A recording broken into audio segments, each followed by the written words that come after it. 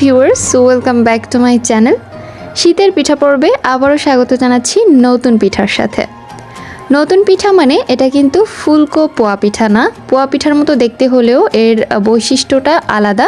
এটা ফুলবে না, কিন্তু খেতে হবে ভীষণ মজার। মাত্র দুটো উপকরণ দিয়ে বানাবো, আর উপকরণ দুটি আমাদের হাতের কাছেই সবসময় থাকে। খুবই সহজ এটা বানানো।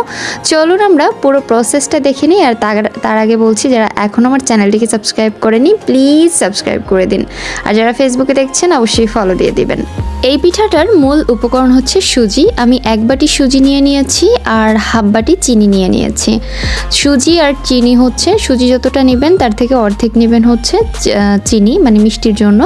এরপরে বড় একটা বোল নিয়ে নিয়েছি। বড় বোলের মধ্যে আমি সুজিটাকে দিয়ে দিচ্ছি, চিনিটাকে দিয়ে দিচ্ছি। এরপরে একটা উইস্কের সাহায্যে সুন্দর করে মিশিয়ে নিচ্ছে।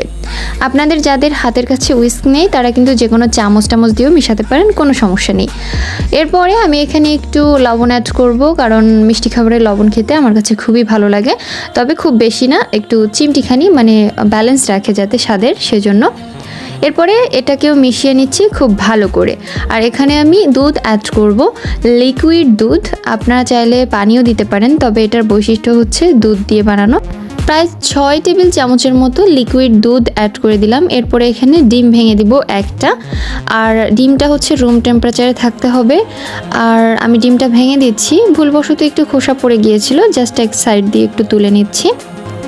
আর হ্যাঁ, অবশ্যই এটাকে কিন্তু খুব ভালো করে মিক্সড করতে হবে, আর খেয়াল রাখতে হবে যাতে দুধ বা পানি যেটাই দেই আমরা, এটা যেন কোনো রকমই একটুখানি বেশি না হয়ে যায়, তাহলে কিন্তু আবার ঝামেলা হয়ে যাবে পরে। এরপরে আমি যেভাবে মেশাচ্ছি এভাবে মেশাতে হবে। আসলে এটা খুব ভালো করে যে মিক্সড করতে হবে এমন কিছুই না, কারণ এটা তো আর ফুলকো করার কোনো ঝামেলা নেই। এখন এটাকে রেস্টে রেখে দিতে হবে কমপক্ষে 40 থেকে 50 মিনিটের জন্য, বা কম হলেও 30 মিনিটের জন্য। 30 মিনিট পর এটা দেখতে ঠিক এরকম হবে। আপনাদের যদি কারো মনে হয় যে একটু পাতলা থেকে গেছে, সেখানে 2-1 টেবিল চামচ সুজি অ্যাড করতে পারেন।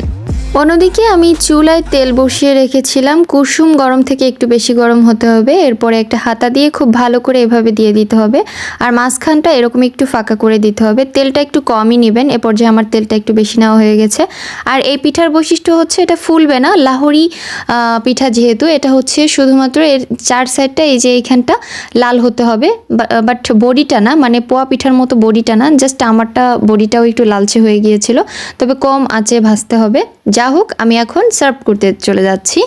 ভিডিওটি লং না করে আমি অল্পতে বুঝিয়ে দিচ্ছি, সার্ভ করে দেখিয়ে দিচ্ছি। আমি আবার অত বেশি পারদর্শী না, তবে চেষ্টা করেছি। দেখতেই পাচ্ছেন চারপাশটা কেমন মুড়মুড়ে বা লালচে হয়েছে, আর খেতে আলহামদুলিল্লাহ অনেক মজার ছিল। এটা কিন্তু আমি সাজানোর জন্য গোলাপের পাপড়ি দিচ্ছি, আপনারা আবার দিতে যাবেন না, মনে করবেন না যে এটা হচ্ছে বাধ্যতামূলক কিছু।